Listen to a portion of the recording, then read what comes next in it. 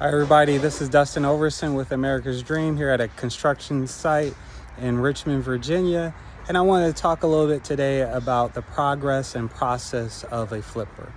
So what we've learned, especially through our grid organization, is when you're going from the amount of about 2 flips to 4 flips, or even 1 to 4, that's the beginner phase of flipping. And what you're doing at that stage is a lot of the Home Depot runs yourself. You're doing a lot of the controls. You're doing a lot of the systems and processes. You're doing your own bookkeeping. You're vetting contractors, hiring contractors, and definitely firing contractors. After you get from that, you're looking at about 5 to 10 a year. When you're doing 5 to 10, you're going to transition from the beginner to the intermediate flipper. And your systems are going to have to change, your processes are going to have to change, and the way you do business is going to change. Doing that progress, our process of switching over from beginner to intermediate, you're also going to lose money for a little bit. Now you're going to lose all your money. You're going to make a little less money. Your return on investment is going to be a little bit lower because the amount of properties are going to sit on ground a little bit longer as you're figuring it out on how to manage 5 more properties compared to what you were doing before.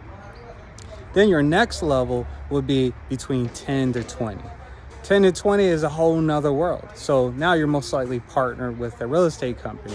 You're partnered with a general contractor and a few other systems and processes that are helping you. You're no longer running to Home Depot to get business done. You can't do it. It's just not enough time. You probably hired a CPA or a bookkeeper to go ahead and take care of that as well.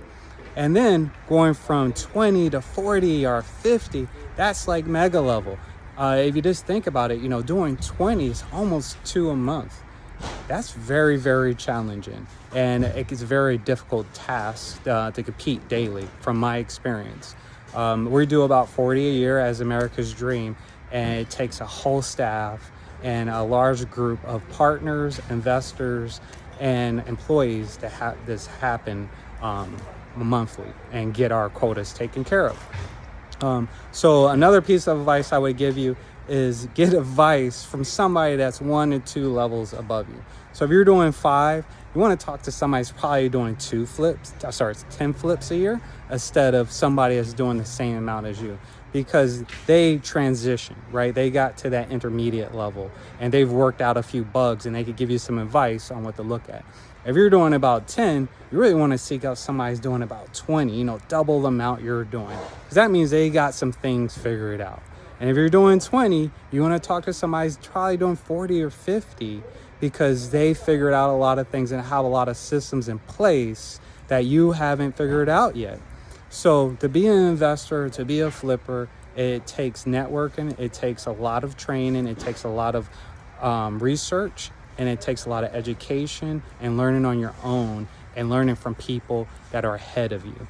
I have a lot of people that sometimes try to give me advice and they literally have not done a flip.